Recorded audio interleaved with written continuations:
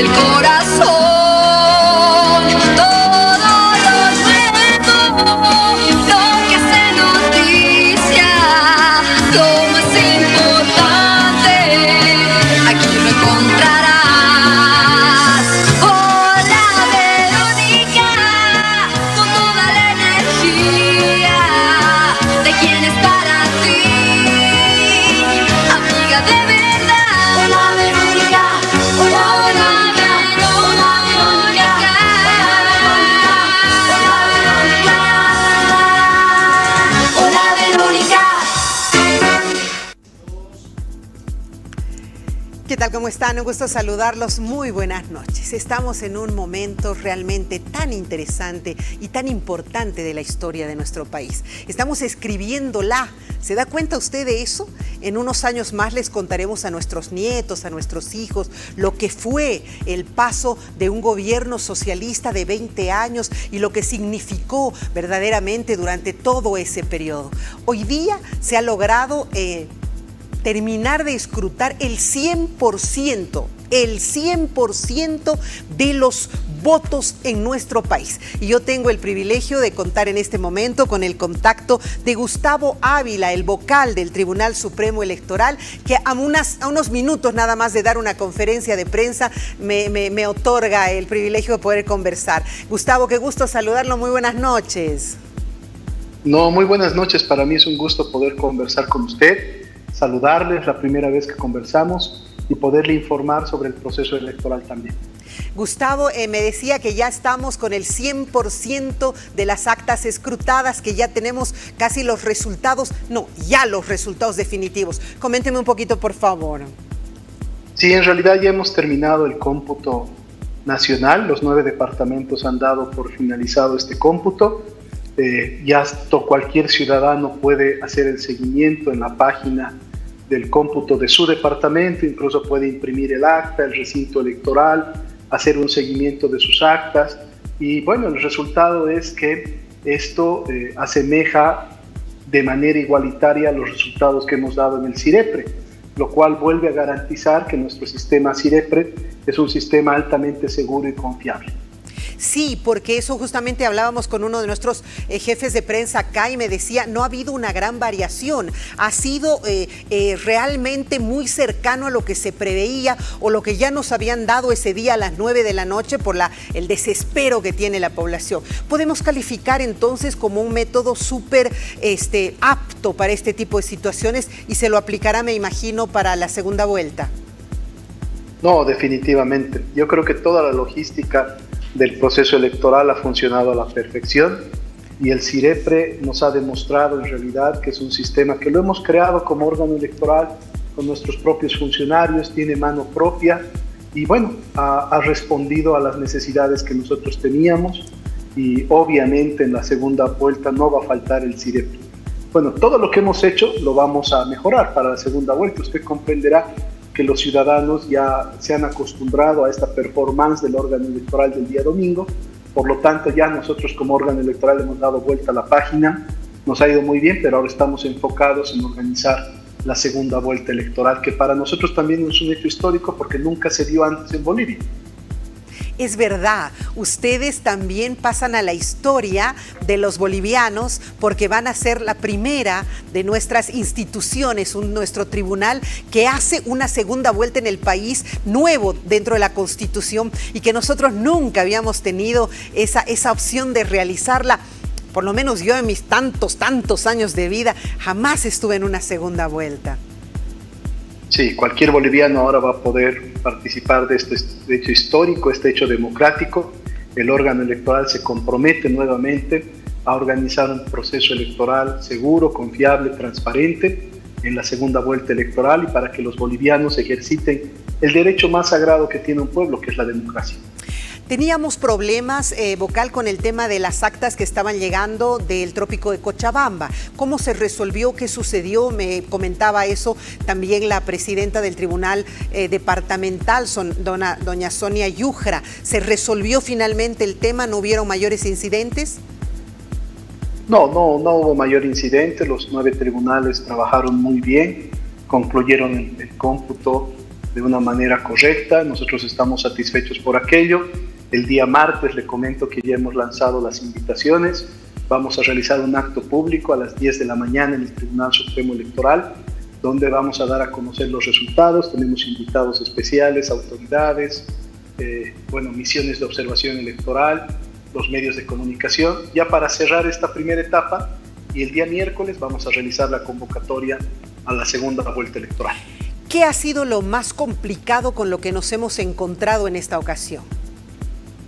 Mire, la verdad que yo podría conceptualizar, y justo lo hablaba con nuestro presidente, el doctor Oscar Hasenteufel, en estos diálogos que siempre tenemos, y que por cierto es un privilegio poder hablar con él sobre materia electoral. Y él me decía, yo pensé que la elección del 2020 era la más complicada, pero ahora podemos asegurar de manera certera que este ha sido el proceso electoral más complicado de la historia de los procesos electorales por la coyuntura política, social, económica, etc. Entonces, hemos administrado un proceso electoral en situaciones adversas, creo que hemos dado la talla. Lo principal, hemos recobrado la confianza del órgano electoral, creo que la ciudadanía está satisfecha con el trabajo que hemos hecho. Y ahora el reto es ese, no bajar la performance, volverle a entregar un proceso de alta calidad a las y los bolivianos que sientan respaldados por el órgano electoral en este ejercicio de la democracia. Esta vez ha sido altísima la supervisión de la población y además la tecnología que nos ha jugado de una manera maravillosa, porque de pronto la gente estaba transmitiendo el conteo de votos en vivo por TikTok y todos podíamos ver de todas partes cómo se estaba llevando adelante ese conteo. O sea, esta vez sí que fue casi imposible, a diferencia de lo que sucedió en periodos anteriores, que haya una susceptibilidad de la población, porque hemos acompañado pero minuto a minuto. Sí, yo también aumentaría las medidas de implementación que hemos hecho como órgano electoral. Ahora, por ejemplo, existe la obligación de que el presidente de mesa por 5 minutos deje firmar las actas, que se fotografíen. Hemos entregado la lista de habilitados a los delegados en cada mesa, podían hacer seguimiento de quienes votaban. Cada medida que hemos puesto tenía un objetivo de transparencia y creo que lo hemos logrado. El tema de no poder ingresar con el celular, el instructivo que ustedes emitieron al último casi de las elecciones, ¿en qué quedó? ¿Hubieron conflictos? ¿Hubo conflictos sobre ello? No hubo conflictos, sino que fueron horas antes por el cúmulo de denuncias. Ahora seguramente en la segunda vuelta lo vamos a evaluar. Vamos a evaluar esta medida porque usted comprenderá que nosotros también le pedíamos a los ciudadanos que vayan a los recintos a tomar fotografías de sus actas. Entonces, algunos pensarán que puede ser una contradicción. Sí, ¿Llevo el celular o no llevo el celular? Entonces, como usted acaba de decir, todos filmaban haciendo TikTok, etcétera, porque también el uso del celular es un síntoma de transparencia, ¿no? Entonces, lo que está prohibido es eso, vulnerar el secreto al voto y la coacción electoral, que eso sí está prohibido. ¿Podemos un poquito hacer lectura de cuáles han sido los resultados? Han habido verdaderamente solo 5 puntos de diferencia entre 1 y 8 y tengo las actas, las últimas imágenes que se han otorgado. Solo ha habido 5 puntos entre 1 y 8, lo cual, no sé, a ver, explíqueme un poquito cómo lo ve y cómo ve este cierre ya. Sí. Sumando en realidad el voto al exterior y el voto nacional, que es nuestra votación mundial, como nosotros lo decimos, la primera organización política, que sería PDC, ha obtenido en realidad 1.717.532 votos, que equivale al 32.06 porcentualmente. Y el segundo lugar, que es la Alianza Libre, ha obtenido 1.430.176 votos, que equivale a 26.70. Usted recordará que la Constitución y la ley determinan que un candidato para hacerse cargo de la presidencia, es decir, para ser elegido como presidente, tenía que cumplir 2 requisitos. El primero es alcanzar el 50% más 1 de los votos o tener mínimamente 40% con una distancia de 10% al segundo. Ese requisito no se ha cumplido, por lo cual ahora estamos obligados a convocar a una segunda vuelta entre estas 2 organizaciones que han sido las más votadas. Esos son los resultados. Ahora viene la parte fea de toda esta película. Los partidos que no han alcanzado el 3%, que es lo expectable que debería haber. 3%, partidos que pierden su personería jurídica.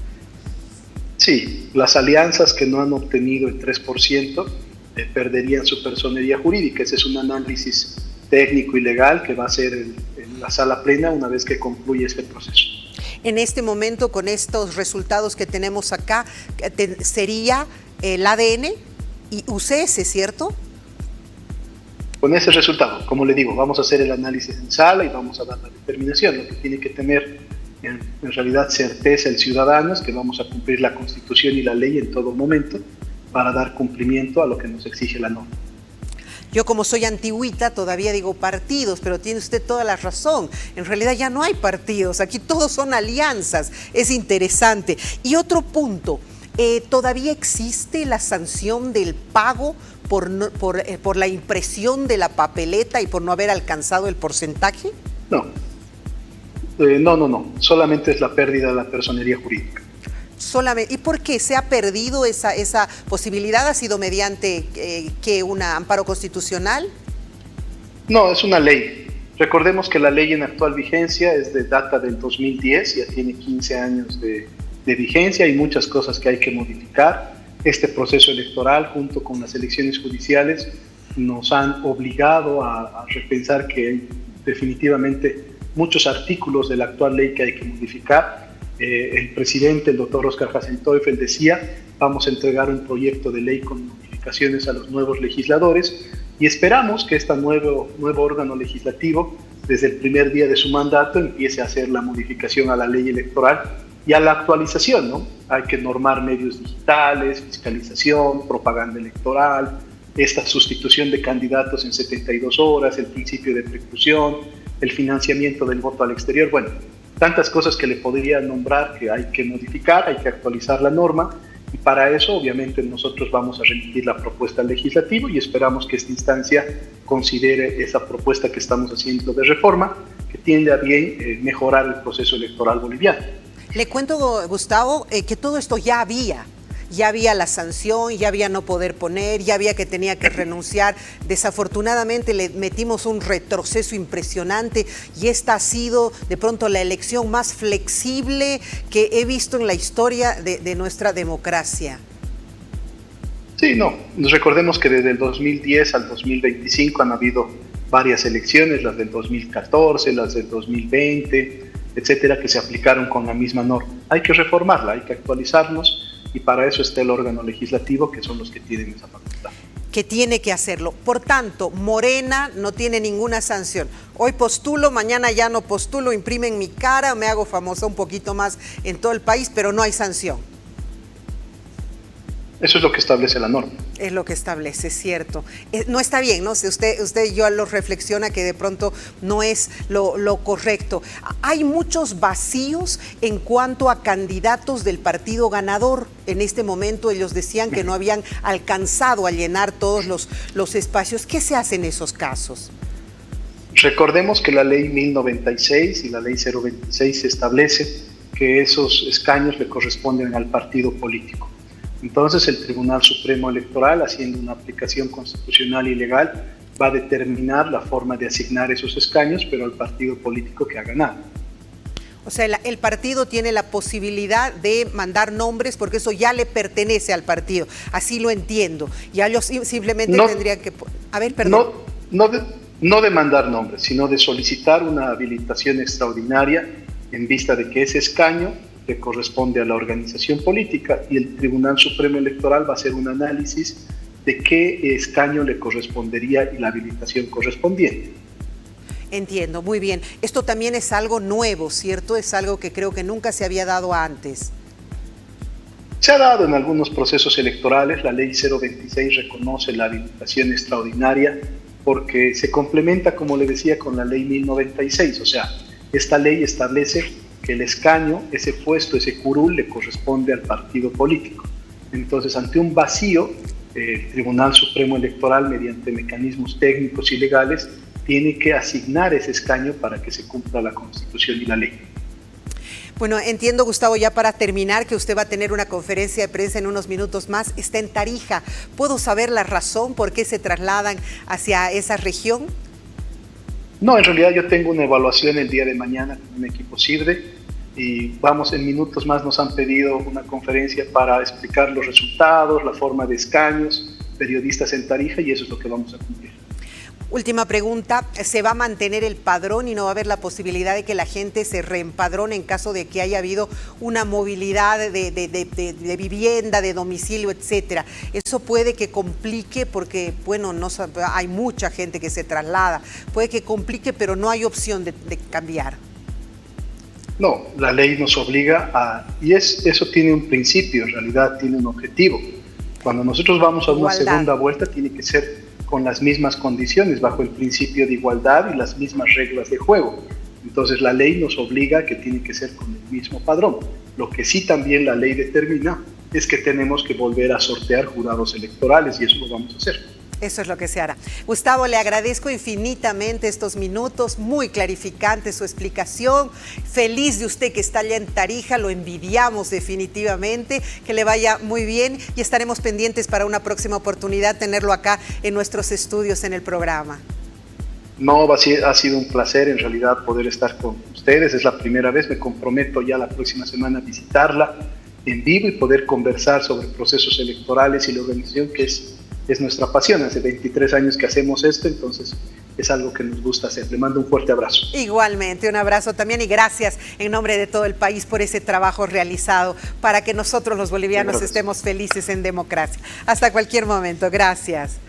Bueno, ahí hemos conversado con Gustavo Ávila, ya se tiene la votación 100%. Muéstreme, por favor, las imágenes de lo que hemos logrado, de que es una captura de lo que ya se tiene en este instante como resultado. Muéstreme en pantalla completa, por favor, para que podamos verlo aquí, sobre mí misma, para que podamos analizar cómo está distribuida, ya sea la torta, el histograma, lo que tenga previsto, señor director, por favor, cuando guste. Es una votación interesante, tenemos unos porcentajes muy significativos. Miren ustedes, en realidad la torta se ha partido casi en 3 significativamente, si hablamos de una votación interesante. Veamos ahí lo que a mí más me sorprende en el análisis que podría hacer en este momento es que, por ejemplo, don Manfred Reyes Villa ha logrado 300.000 votos. Imagínense, ni siquiera Cercado, ni siquiera Cochabamba, ¿no? Porque Cochabamba, ¿cuántos habitantes tiene Cochabamba? Vamos a ver, habitantes de la provincia Cercado, de repente me ayuda. Habitantes de la provincia Cercado, ¿cuánta gente tiene Cochabamba? Yo calculo que deben ser pues unos 700.000, 500.000 habitantes. Bueno, ni Cochabamba votó por Manfred Reyes Villa. Esa votación de 300.000 que vemos ahí, 300.000 y algo, voy a ver si lo tengo acá más cerca, esa votación de 300.000 y algo de don Manfred Reyes Villa nos dice mucho, nos di 335.126 es lo que tiene don Manfred Reyes Villa. ¿Y cuántos habitantes había tenido Cochabamba? Me imagino que debe estar cerca de los 400.000, por lo menos Cercado. Él fue gobernador de Cochabamba, entonces logró supuestamente toda la votación de esa región. Pero ahora, muy interesante, 661.000, entonces casi 700.000, como yo decía, la mitad de los cochabambinos no votaron por don Manfred Reyes Villa. Esto es impactante, porque nosotros nos habíamos construido un imaginario colectivo que estaba creciendo, estaba muy bien. Yo creo que lo único bueno que tenía don Manfred Reyes Villa era Paola Barriga, la candidata de acá, que lamentablemente no le hizo bien el candidato presidente y no logró la votación. Don Samuel Doria Medina, 1.400.846, 1.004.846 votos. Ya cuando hablamos de Tuto Quiroga, 1.356.370 votos.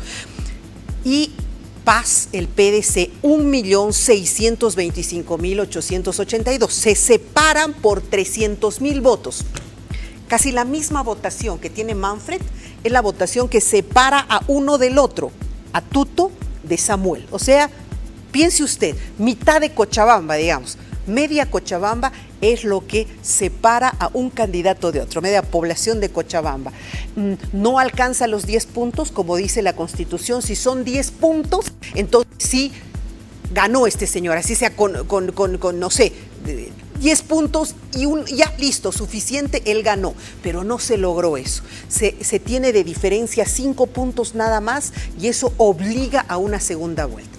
La segunda vuelta es un método que se ha utilizado recientemente en la aplicación de la nueva Constitución que fue justamente aprobada por el movimiento al socialismo durante la primera gestión de don Evo Morales. Eso no existía en nuestra Constitución. Nosotros, por lo menos cuando yo fui parlamentaria, era más bien presidencialista nuestro sistema. O sea, el presidente era electo a partir de lo que el Parlamento se juntaba. Y ahí había unas juntuchas bárbaras. Yo fui parte de una de ellas, ADN, MIR, NFR, UCS, todos juntos, ya, así como los mopeds, ¿se acuerdan? Igualitos.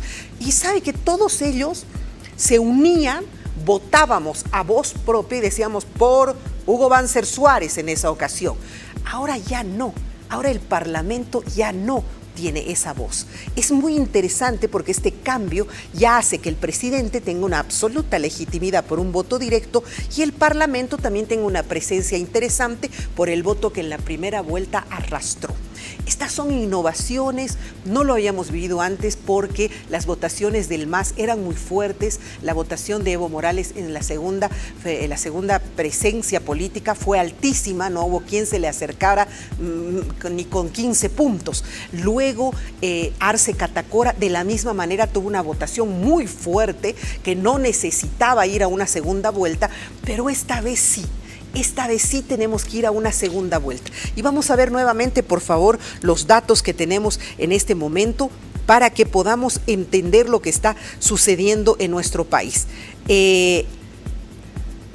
Por muy poco no perdió su personería jurídica, por muy poco el MAS. Mire usted, el MAS tiene apenas, vamos a ver cuántos 159.769 votos, el movimiento al socialismo. Eso le garantiza que no pierda la personería jurídica. Imagínese usted lo que hubiera significado que se pierda ese instrumento político construido originalmente por los pueblos, llamado en principio el instrumento por la soberanía de los pueblos, el IPSP, ¿lo recuerda? Ese era originalmente el instrumento político construido por las organizaciones vivas, que luego tuvo que encontrar un partido político para entrar a las elecciones. Y se encontró con el MAS, que era el movimiento al socialismo, y coincidentemente tenía ahí algunas cosas, pero de hecho el IPSP se apropió del MAS. Y ahora, raspando, no perdió su personería jurídica.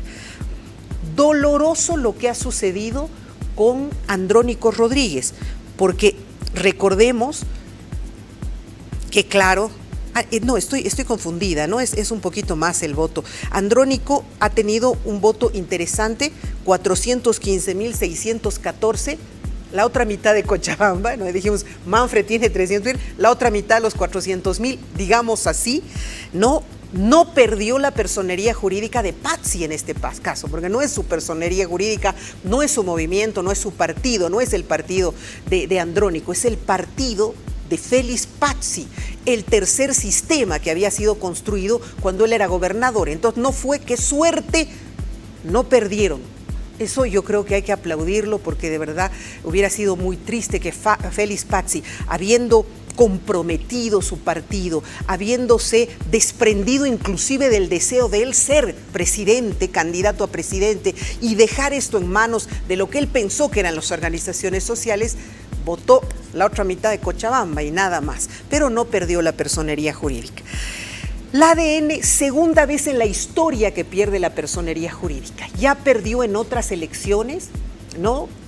Tuvieron que pagar una multa, entregaron su Casa de la Democracia, que está allá por la avenida Montes, entregaron su Casa de la Democracia, tuvieron que pagar una multa, hicieron una serie de acuerdos, en fin, recuperaron su personería jurídica y, oh sorpresa, la vuelven a perder. Yo recuerdo perfectamente que los más tradicionales del ADN, los fundadores, aquellos hombres que estuvieron realmente haciendo política, habían pedido la inhabilitación de Pavel Aracena y de esta locura que se estaba lanzando a hacer. Bueno, el diablo sabe más por viejo que por diablo. Ellos lo sabían, lo advirtieron y aquí está. Se ha perdido nuevamente su personería jurídica. Es una pena de un partido de tantos años, un partido tan interesante y tan importante. ¿Qué le puedo decir? La UCS perdió su partido político, perdió la personería jurídica que su padre había construido.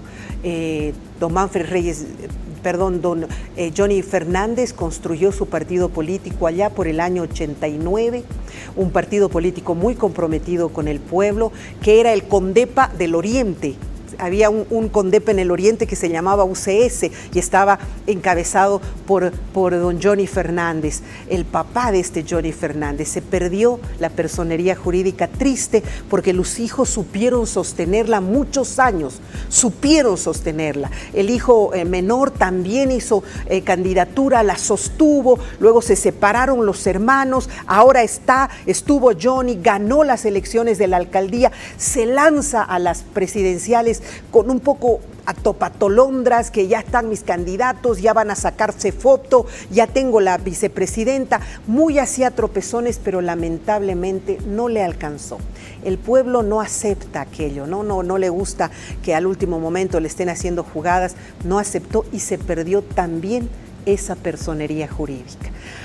Lo divertido de todo esto es que cuando lo entrevisto al señor Gustavo Ávila, me dice que ya no hay multa por no haber pagado en la impresión de la papeleta, que no se logró tener la votación necesaria. Hace 25 años yo tengo muerte civil en Bolivia, no puedo tener nada a mi nombre, no puedo hacer nada, no puedo comprarme un departamento, no puedo comprarme un auto, no puedo comprarme nada, porque yo estoy vetada en la Contraloría porque no pagué la multa de Condepa, que ahora ya no existe esa sanción. Entonces ahora puede entrar una Eva Copa, decir ya no juego y se va, nadie le cobra nada. Yo sigo esperando que algún día se resuelva eso, mi multa ya debe ser $50,000, soy una muerta civilmente, pero claro, como aquí se cambian las leyes, hoy día sí, mañana no, pasado, esto es una vergüenza, le digo, a veces me da pena ser parte de todo esto, pero aquí estoy. Aquí sigo adelante, como se pueda, ¿no es cierto? Hasta que, tendré que hacer un amparo constitucional, contratar abogados para que por favor me ayuden a que pueda yo tener vida en este mundo, en este país, porque en mis tiempos no se aceptaba eso, ahora ya se acepta. Ay, Dios mío. Voy a hacer una pausa, enseguida regresamos.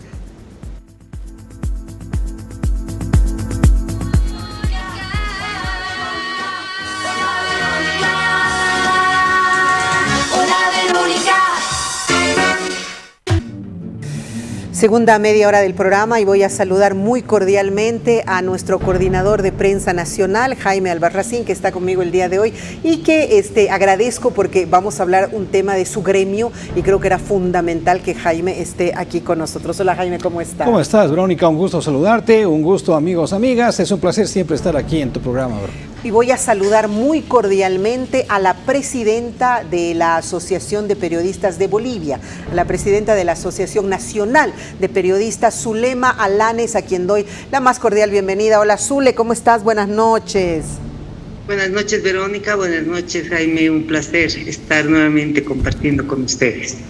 Sorprendida porque tu gremio terriblemente afectado estos días, has tenido que hacer una y otra vez comunicados, has tenido que hacer representaciones porque se ha hecho de todo un poco estos días. ¿Qué ha pasado? Bueno, sí, hemos vivido una situación que ha digamos, afectado efectivamente a algunos colegas del gremio en el marco de la disputa electoral que lamentablemente, aún de las promesas de renovación y de cambio, siguen teniendo la lógica que en los últimos años ha afectado muy gravemente a la libertad de prensa, a la libertad de expresión. Y todo se ha originado en una controversia entre el candidato a la vicepresidencia del Partido Demócrata Cristiano, el señor Edman Lara, con el periodista y analista político Carlos Valverde de Santa Cruz, ¿no? Un comentario que él formuló en sentido de que había votado por este partido, pero que no lo volvería a hacer porque controvertía, digamos, con el estilo con el que estaba encarando en la campaña de cara al balotaje el candidato a la vicepresidencia. Y paralelamente la situación de la periodista Vania Borja de Bolivisión, que también mereció la arremetida del señor Lara por formular una pregunta que era relativa a que si él en algún momento habría sido objeto de alguna investigación en la Policía Nacional, ¿no? Cuando él ejercía función en la policía, ¿no? Entonces, la reacción del señor Lara fue realmente inapropiada, estigmatizadora, violenta, descalificadora. Y nosotros hemos demandado, pues, que quienes están aspirando a los más altos cargos del Estado boliviano deberían guardar la compostura, deberían respetar el trabajo de prensa, deberían comprender que lo que hacen los periodistas es preguntar y que lo que ellos tienen que hacer es responder. Mira, tengo su lema, un pequeño material, Jaime, quiero presentarles porque el equipo de producción ha preparado un compendio breve de lo que se ha tenido en estos días, particularmente de Lara, las respuestas que ha dado y algunas otras. Adelante, por favor. Es sucia, yo les entiendo a ustedes son trabajadores, les respeto mucho. Sé que sus jefes de prensa y las logias les presionan para atacarlo al capitán Lara. Sin comentarios, si en el alto hice algún discurso malinterpretado, bueno, pues las disculpas del caso, pero no se puede enfrentar una elección con trampas. Tal vez por el momento me dejé llevar, pido disculpas y que hagan una campaña transparente y que el pueblo elija simplemente. Nosotros hacemos campaña con verdad. Basta de guerra sucia, basta de confrontación, respeto mucho el trabajo de ustedes, pero sé que detrás de ustedes hay presión de los jefes de prensa que están vendidos a las logias. Esa es la gran verdad, aunque les cueste aceptar. Valverde, yo no le voy a dejar que haga sus picardías, seguramente está ya soñando que Rodrigo Paz va a ganar y seguramente va a querer beneficiar con publicidad por aquí, por allá, y me quiere sacar a mí del camino porque sabe que yo no le voy a dejar robar, porque a la primera que yo vea cosas chuecas, ¿alguien me puede ayudar con el nombre de su marido? Sería bueno también investigarlo, para ver qué tiene, para ver cómo vive, para ver si es un policía digno. Bueno, como a ella le gusta hablar del capitán Lara, hablemos también de su esposo. Empecemos averiguando quién es su esposo. ¡Wow! Jaime, ¿cuándo usted se ha vendido a la logia? ¿Por qué no me avisa? Dice los jefes de prensa están vendidos a las logias. No, tendría que dar nombres y apellidos, eso es ser valiente, ¿no es cierto?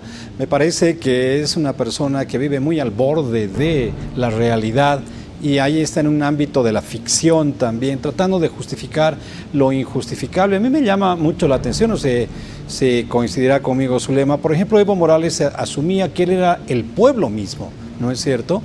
Y Edman Lara en una de sus declaraciones también ha señalado que atacar a Edman Lara es atacar al pueblo. Entonces ahí hay una cuestión psicológica muy fuerte, pero lo que a mí me llama mucho la atención es que con estas declaraciones motiva a un sector de la población a agredir a los periodistas, ¿no es cierto? Y eso es muy peligroso porque si uno es identificado como periodista en la calle, puede ser señalado y a partir de eso ser agredido. A mí particularmente me pasó en los primeros años del masismo, ¿no? Entonces simplemente incluso por la vestimenta. Entonces esas son algunas cuestiones que de repente se tienen que tener muchísimo cuidado porque la democracia tiene que ser de ida y vuelta, no para unos cuantos simplemente tiene que haber libertades, democracia, y a los otros les tiene que restringir incluso la posibilidad de preguntar. Nosotros estamos aquí para preguntar, para cuestionar la realidad. Totalmente. Zulema habla de logias, habla de jefes de prensa vendidos. Le dijo viejo a don, como si fuese un delito eso, cuando yo creo que es lo mejor que nos puede pasar en la vida, envejecer, porque dejamos de ser estúpidos y hablar macanas. ¿No es cierto? Cuando uno es joven, yo también hablaba estupidez, y cuando uno es viejo ya cuida la lengua. Es que estamos ya un poquito preocupados con este comportamiento, Zule. Sí, la verdad es que a nosotros lo menos que podemos decir es que se excedió en absoluto en sus apreciaciones, en su irrespeto. No es la primera vez que confrontamos, digamos, a autoridades, en este caso a candidatos a la segunda magistratura del país, pero siempre hemos estado enfrentados contra policías, fiscales, jueces, viceministros, algunos ministros, concejales, alcaldes, gobernadores, etcétera. Bueno, pero se consiguió que se disculpe, yo creo que eso es fundamental, porque de alguna manera, claro, se ha disculpado, pero luego ha dicho otra cosa, ¿sí?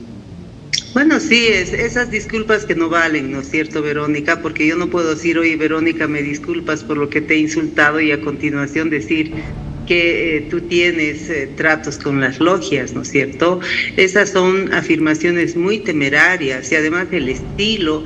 La verdad que yo, la referencia que tenía del señor Lara es este incidente que ocurrió en Santa Cruz, todos conocemos, cuando fue agredido por un comandante departamental. Sí, claro. Y ahí, digamos, la visualización de este atropello, porque ciertamente fue un atropello y un exceso, fue gracias a la cobertura de los medios de comunicación, sí, ¿no? Sí. Entonces, pero ya he estado siguiendo sus redes sociales, él actúa mucho en el TikTok, y ahí descubrí que interactúa con sus seguidores y les pide información. Este fue el caso, por ejemplo, de la colega Vania Borja. Entonces, alguno de sus interlocutores en el TikTok le dice, pero esa periodista es esposa de un policía, y entonces él pone bajo sospecha ya no solamente a la periodista Borja, sino a toda su familia.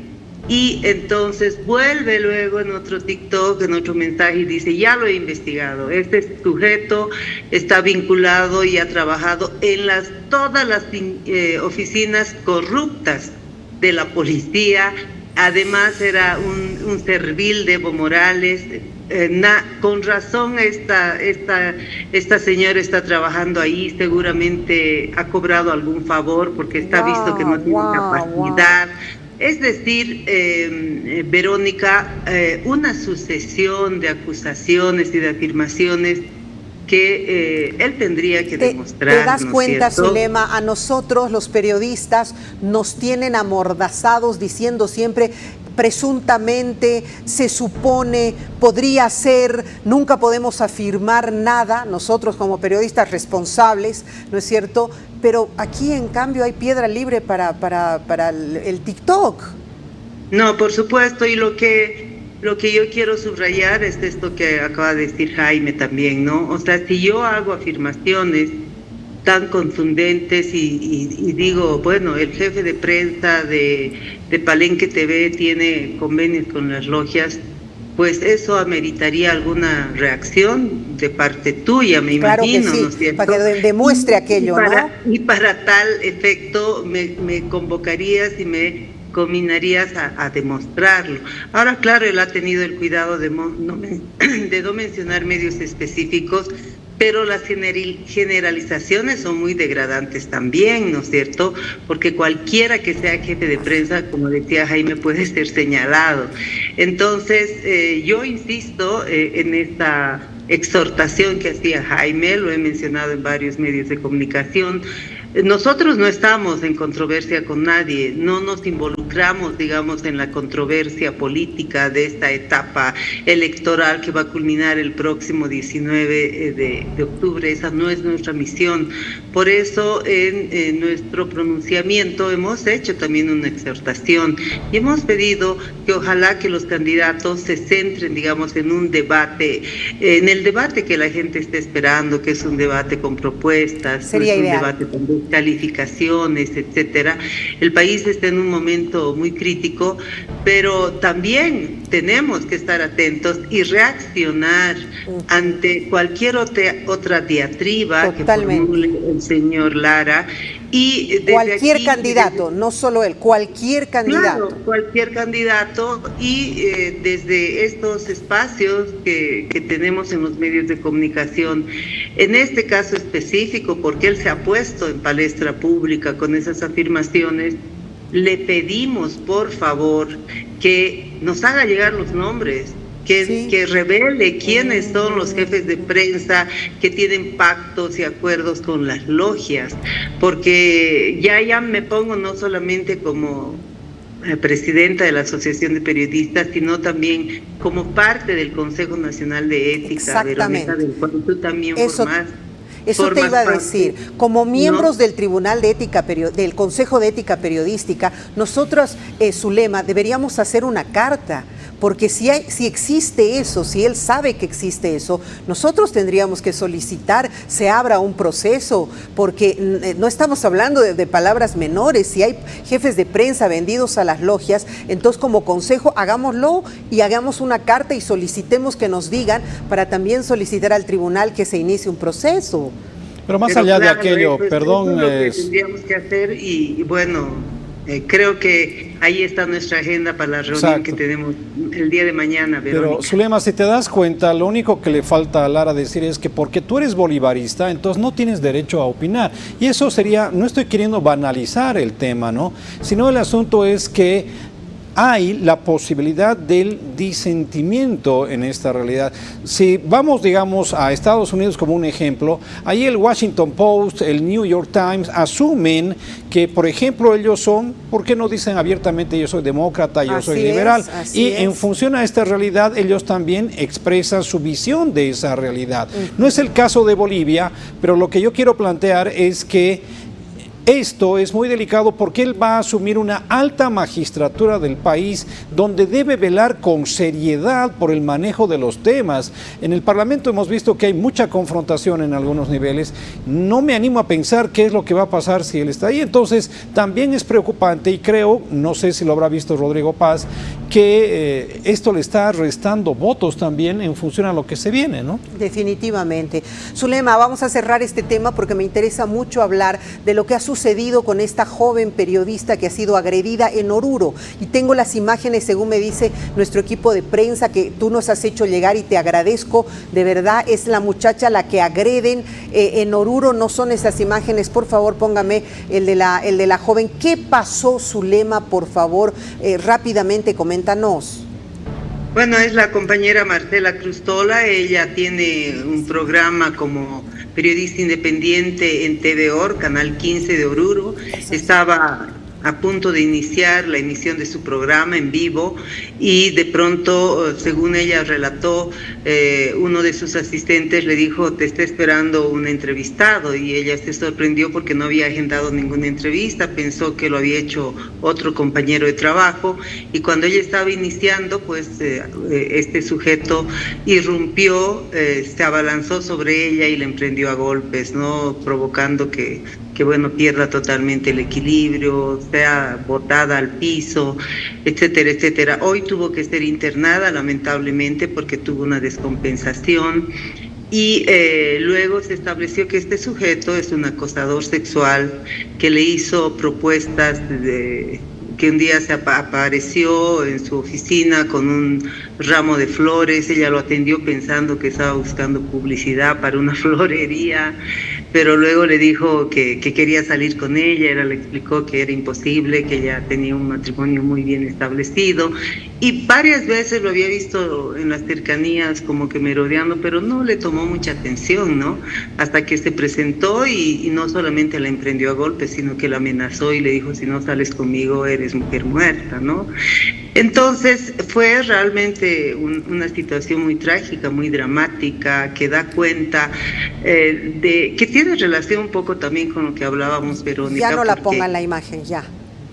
Porque digamos que si se genera, se naturaliza la violencia contra las mujeres desde las más altas esferas del Estado. Así ha ocurrido en los últimos años, Verónica, más allá de las políticas públicas de despatriarcalización y lo que se nos contó desde el gobierno.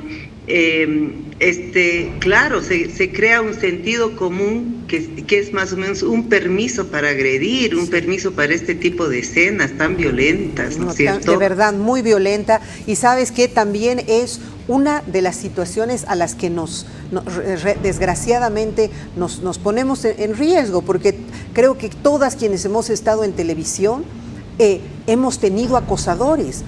Y eso es algo desesperante y no sabes cómo esconderte, y es de verdad por el solo hecho de querer hacer televisión, de poder trabajar en un medio, en fin, he tenido en el canal arriba en algún momento se me ha entrado un hombre, a Mariel justamente, y la han querido atacar. Entonces estamos hablando de una situación muy delicada y ustedes también se han manifestado.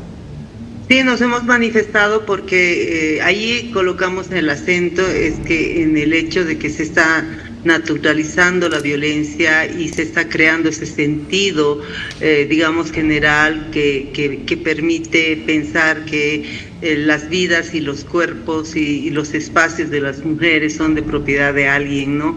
Esta cultura machista, patriarcal, y se utiliza las reivindicaciones también de las mujeres y el empeño de las organizaciones de mujeres por ejemplo, mejorar la ley 348 para garantizar efectivamente una vida libre de violencia, con argumentos que están absolutamente fuera de la realidad, con la idea de que es una ley que castiga exclusivamente a los hombres, y se utiliza esta temática como plataforma de algunos candidatos en estos tiempos electorales, ¿no? Entonces, mira, la situación se ha tornado tan compleja anoche que yo seguía la información que me brindaban los compañeros desde Oruro. La compañera estaba en shock, pero iba transitando de una oficina a otra porque en la policía le decían que eso que ha ocurrido no estaba tipificado en la norma. De hecho, hoy que hubo la audiencia y que determinó la detención por 40 días de este sujeto, las autoridades tipificaron el hecho como acoso sexual, no tomaron en consideración la amenaza contra la vida de la colega, no dimensionaron la gravedad de los golpes que le propinaron y que están en las imágenes, y entonces eso también da cuenta de que digamos, ni siquiera hay una ruta crítica que las mujeres víctimas de violencia pueden seguir. Imagínate si una periodista no recibe atención con el acompañamiento de un grupo de periodistas, lo que ocurre con una mujer común y corriente. Por supuesto, ¿no? Que sí. Imagina, y además, bueno, también qué suerte que habían las imágenes, porque si no le hubieran dicho que de repente ni existe aquello. Bueno, Zulema, qué arduo trabajo, de verdad, valoro, aplaudo y agradezco por todo lo que estás haciendo. Mañana tenemos reunión del Consejo Nacional de Ética Periodística y creo que hay varios puntos para tratar. Nos veremos allá entonces. Muchas gracias, Verónica. Yo quiero más bien destacar el trabajo en el que estamos empeñados todos, ¿no?